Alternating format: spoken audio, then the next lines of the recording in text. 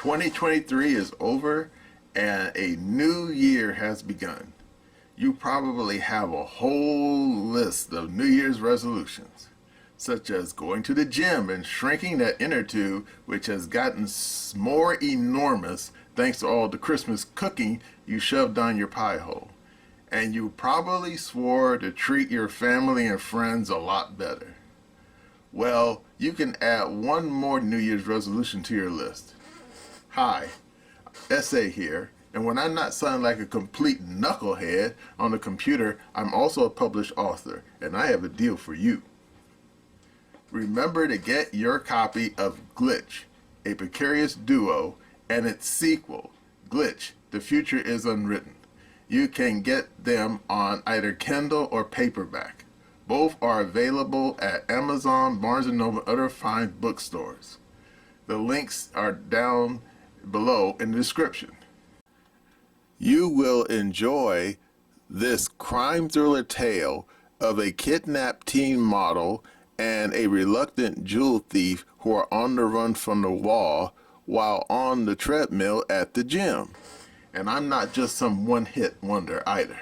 I have more books coming down the pike, so as long as I don't die in my sleep. Stuart? Stuart?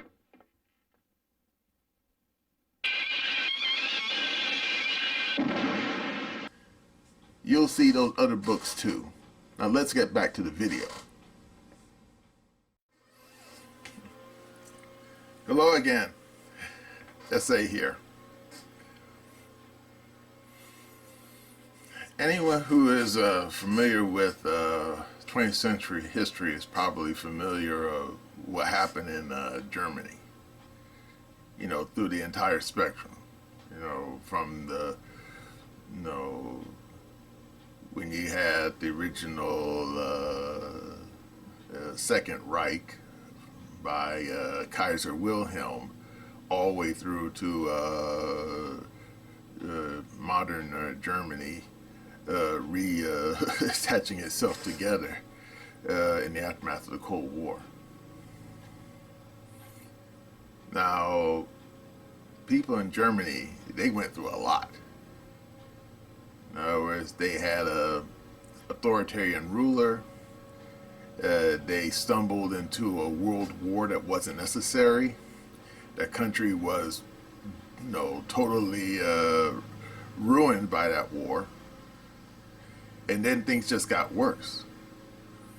Yeah, kind of thanks to the Versailles Treaty, they had a lot of debts they couldn't pay, which left the country completely destitute. And there was a lot of resentful people in Germany. And that resulted in the rise of the Nazis. Yeah. Authoritarian is, turned up to number 11. And that led to a second World War that was even more destructive. Left the country split in two. That stayed that way all the way through the Cold War. 45 years worth. And then when the Cold War ended, Germany slowly stitched itself back together again and became a more or less prosperous, freer place than it was 100 years ago.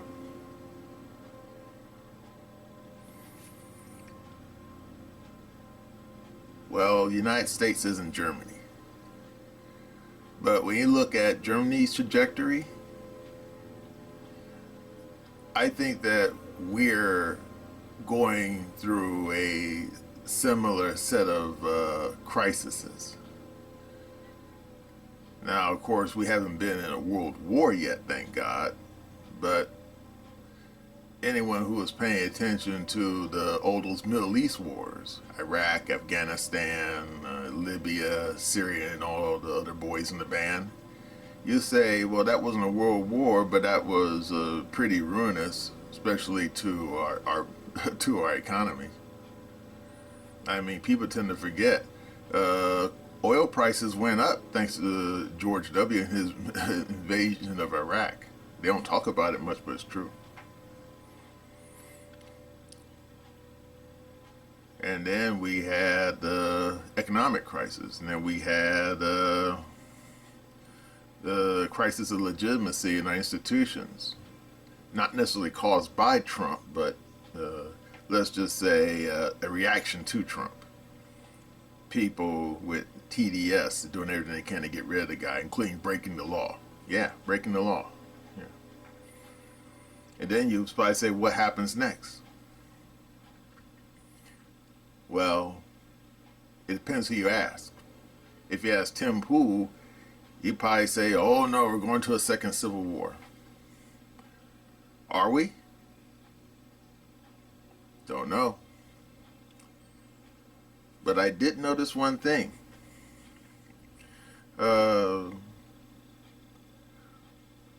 Another thing could happen is that we could go full authoritarian.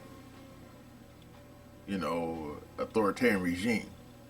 Like what happened with the Germans. The Germans were miserable in the 1920s, and then 1930s. Some guy with a Charlie Chaplin mustache got on his rostrum and said, let me rule and I'll fix your problems for you. Yeah, we fixed his problems for a lot of Germans. He got most of them dead. Are we headed towards an authoritarian ruler? Or, I don't know that either. But there was a couple of incidents that happened just within the last 24 hours that makes you think maybe we're being set up for one. Now, Tim, yeah, I like to quote the guy. He talks about black swan incidents. What does that mean? Well, it has nothing to do with the damn Tchaikovsky play, that's for sure, or ballet, if you're in that sort of thing. No, it's a technical term, mostly from political wonks. Basically means an unforeseen event that can cause a national destabilization of the fourth order. Like, for example, what happened in Israel just recently when Hamas came bouncing out of damn Gaza Strip like a jack-in-the-box and killed, what was it, like damn near 1,200 Israelis out of the blue? Yeah, you can call that a black swan incident. Something that nobody saw coming, just happened. And then you could probably say 9/11, a black swan incident, No one saw those airplanes coming. Well, okay, maybe some people saw it coming, but yeah. Let's just say that part of the 9/11 Commission, I think, was probably redacted. So there you go. But anyway, within the last 24 hours, we had 2 incidents that occurred. Seemingly unrelated. Seemingly unconnected. And yet, these 2 incidents, you could call them black swan events. And what happened? Well, in New York, you had some guy who took an SUV packed with gas cans and tried to drive it into the front of a concert hall. Did he succeed? Well, see, he didn't get himself killed because apparently the guy wasn't very good aim with his SUV, and he ended up T-boning some Uber driver, killing him and then killing the Uber driver. In fact, there's video right now on the computer. You can look at it. Yeah, a big old 5-alarm fire in the middle of the street. And the cops, they said that apparently this guy had been planning this deal. They said that he left a paper trail behind where he, I think they say he was from Syracuse. He went to a local motel. He rented an SUV. He bought a bunch of gas cans full of gas. And then he went out and did this thing. Why? Well, we can't interrogate him now unless you have a Ouija board. And then they had another incident happen in Colorado. What happened there? Well, this one is a little bit more suspicious. According to multiple witnesses, a guy rammed his car, didn't see what kind of car, into another, causing an accident. And according to witnesses, the guy jumped out of his car, the guy that caused the accident, and pointed his gun at the guy in the opposite vehicle. Didn't shoot him, just pointed a gun. And then, according to witnesses, he ran to the local building that housed the Colorado Supreme Court. Then he shot his way in. And he was confronted by a security guard. And no, he didn't shoot the security guard. Instead, he took the security guard's keys and went up to the 7th floor of the building. And according to the Denver PD, he then pulled his own Stewart. What was that guy's name? Yeah, he did his own version of Lee Harvey Oswald, and basically made a little sniper's nest on the 7th floor and started shooting at the people in the street. Now, this is where things get very, very funny.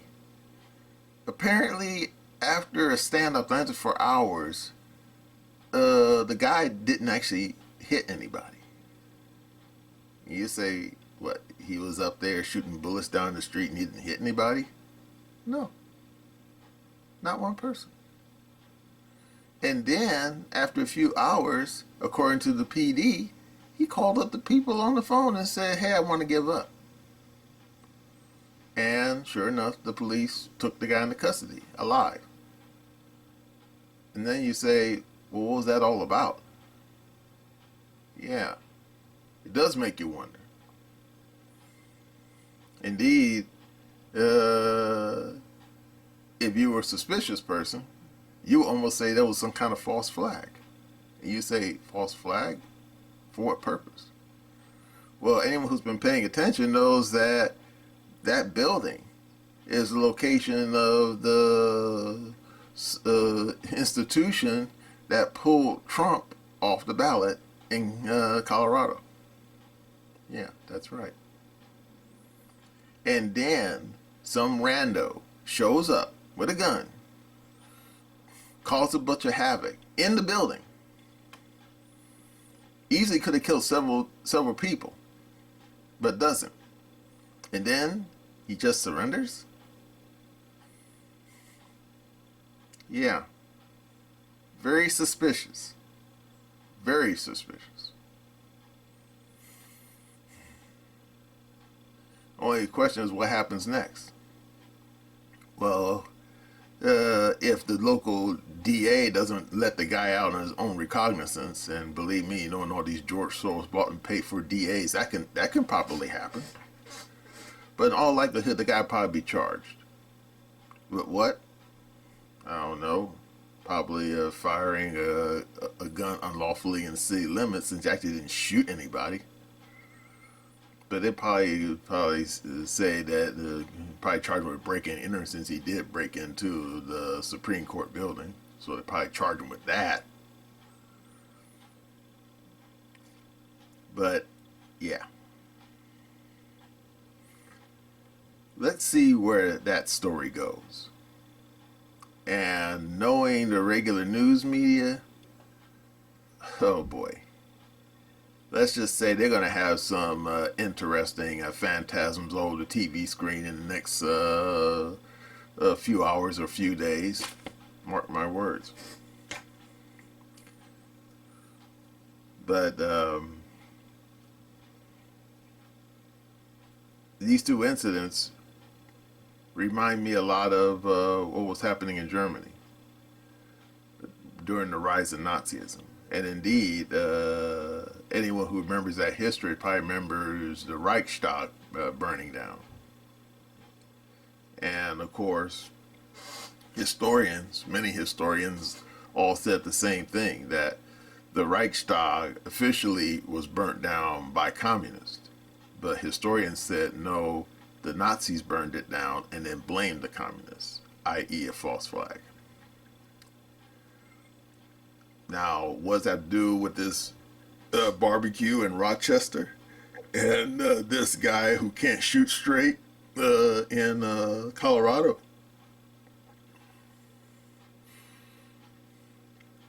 It could be just two random incidents, or it could be the prelude of something bigger. Yeah, could very well be. Problem is, we just don't have enough information to know one way or the other.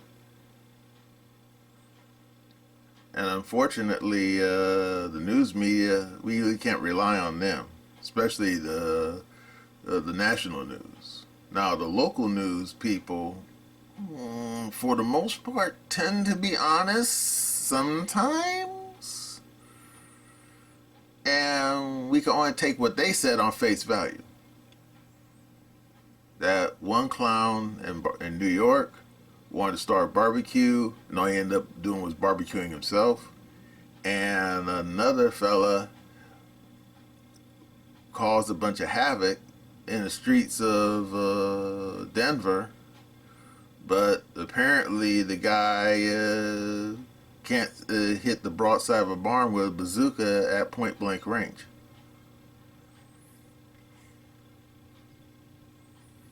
Yep. Strange times we live in.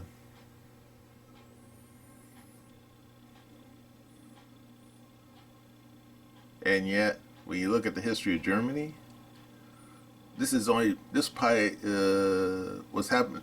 Those two incidents probably will be nothing more than a footnote in history 50 to 100 years from now. In fact, people likely will not even, most people who are around probably won't even remember those incidents. They probably weren't paying attention. But then again, of course, when you look at the scope of history, you have a lot of small incidents. And depending on what's happening in the overall scope of a nation's history, those little incidents could be part of a bigger trend. I mean, for example, in the lead up to the American Civil War, the first one, we had a lot of small incidents. Like, for example, John Brown attacking Harper's Ferry, or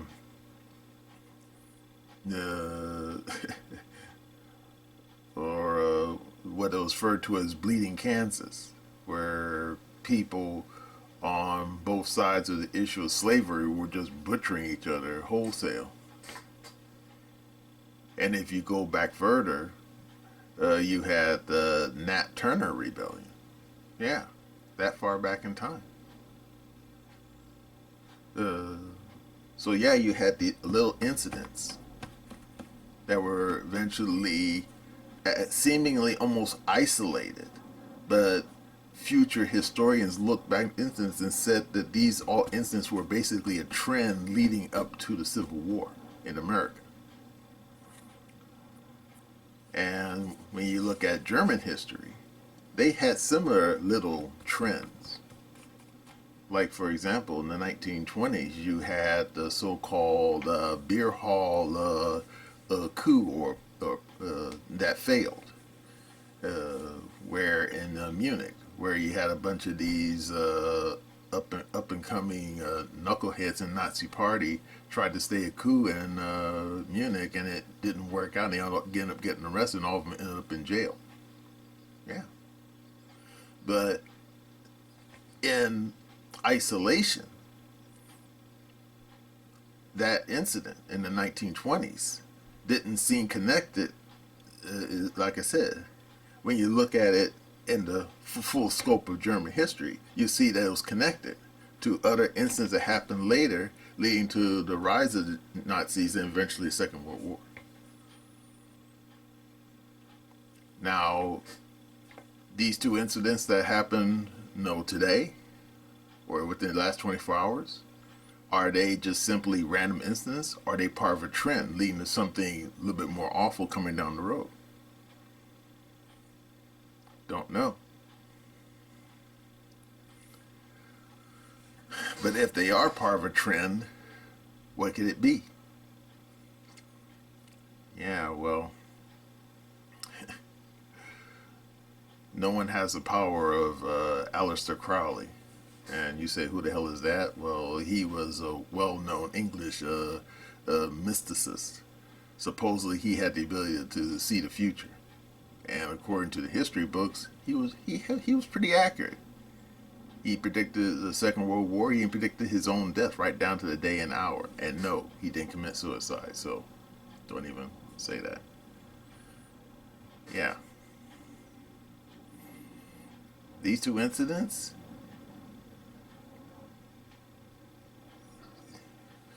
if they are part of a trend, what could they be leading to? Well, if you're pessimistic about America's future, it can only lead to two things: either A, civil war, or B, an authoritarian regime. And you say, well, how is that possible? Well, simple. It could lead to civil war if corrupt people, working for the state, decide that these incidents are part of, their political enemies, and their political enemies be rounded up and persecuted. And that could lead to a authoritarian regime. And on the flip side of that coin, these incidents, which appear to be totally isolated, could lead to a trend to where you could have a full-scale armed revolt inside the United States, i.e. a civil war. Yeah. In other words, if these two incidents are part of a trend, the likely what they lead to are two really bad options. Yep. But we gotta remember this much: the people in Germany, they went through a lot of shit. Sort of like Andy Dufresne in the Shawshank Redemption, and yet after almost 100 years of havoc, they came out clean, smelling like a rose on the other side. Now, does that mean that we're going to have to go further down the rabbit hole of misery, pain, and death to come out clean on the other side? Well, I would hope not, but unfortunately, no man knows the future. You can look at trends, and these two incidents could be just isolated, don't mean nothing to nothing. Or they could be a trend to two really bad outcomes. Yeah. There's no way of knowing for sure. I mean, do you think the people in the 1850s knew what was going to come in a few short years? Probably not. Therefore, we here in the 2020s, do we truly have a clue of what might be waiting for us by 2030? No.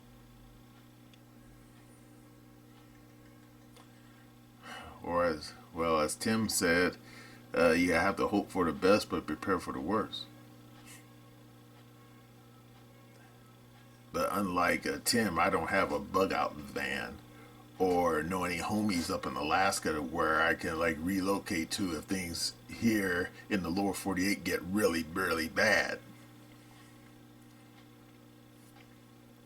Wish I did, though. Yeah, well, wish you could doesn't pay your bills on time. Nope, it doesn't. So we'll just have to keep our ear to the wall and just keep listening and keep our eyes open and keep alert. That's all we can do, because this could be the start of something, or just could be just two random incidents, where you had two randos acting a fool in the street. One got dead, and one is wearing police bracelets.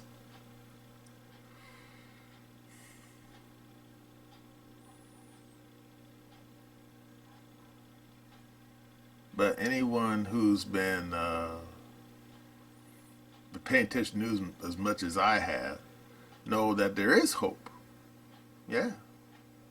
I mean, anyone who's been paying attention to Trump's poll numbers say that, yeah, a lot of people, they love Trump, or I should say, they love Trump more than they love Joe Biden. But you gotta remember, there's a lot of people out there who hate Trump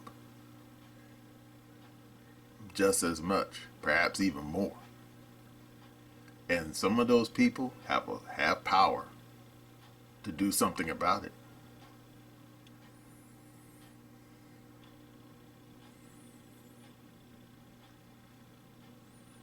Therefore, all we can hope is that no more little incidents like this occur that are probably more horrific and more damaging. In other words, we don't need a Reichstag moment.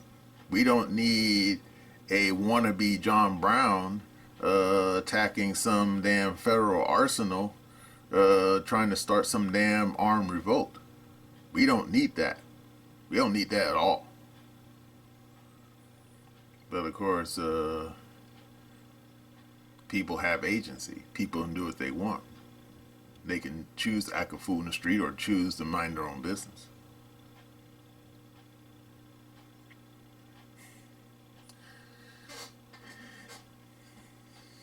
Yep. Let's just hope that these two incidents are just isolated random incidents and not a trend towards something much worse. Yep. We can only hope. Well, that's all I can say about those two random incidents, and that's my opinion.